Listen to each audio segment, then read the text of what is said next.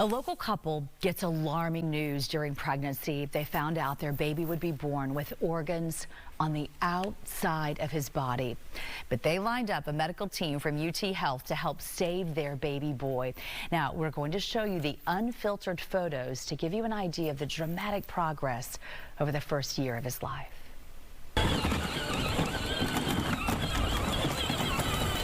Four-year-old Tristan is a typical boy who adores showing off his skills on his beloved tractor. Tristan's parents are beyond relieved he's doing so well.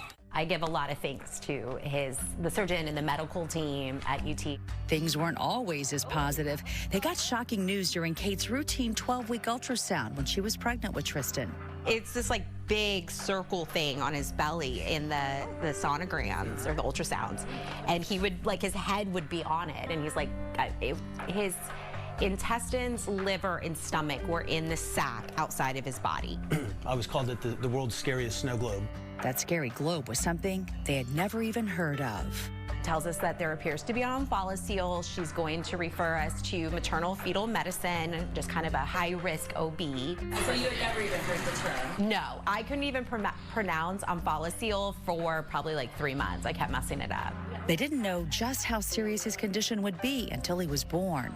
The condition that he has, the omphalocele, comes in all different sizes, small to big, and his was sort of on the bigger side. Dr. Kojin Sao is the chief of pediatric surgery at UT Health Houston Fetal Center.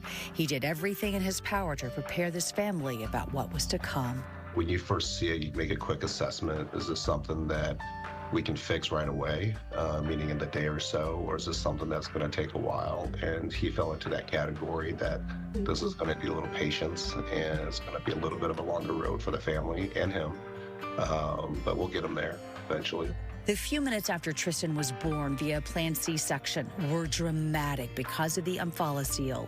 If the sac bursts, that's why they wanted to avoid natural birth. If it bursts, then the survivability rate drops from something like 80 to 50 or 40.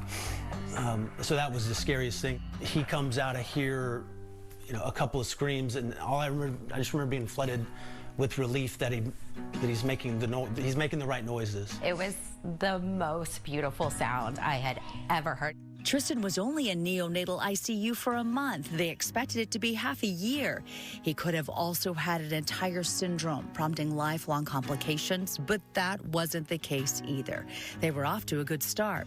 Once home, they had to wait for Tristan's body to grow for surgery, so most of the treatment depended on his parents. Once the skin started to grow over the sac, and it just kind of became a scab, and then skin literally grew over it.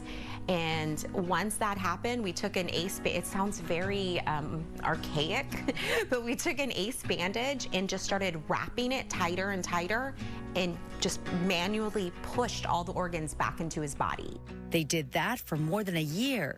The wrapping of the abdomen on a daily basis, when you got a little kid that's running around and all this stuff, and that's really what made my job extremely easy, was the parents' dedication to that therapy.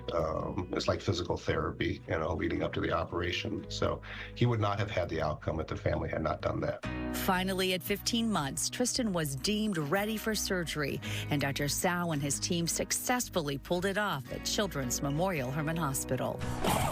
Tristan is now expected to be able to enjoy a normal childhood. Oh, he is such a precious child, and Tristan will be watched closely for any complications or blockages throughout his life. Please join us at 12:30 for Lunch for the Soul online to find out how this diagnosis actually helped Tristan's mom find her faith again. That's at fox26houston.com or our Fox 26 Facebook page at 12:30 today.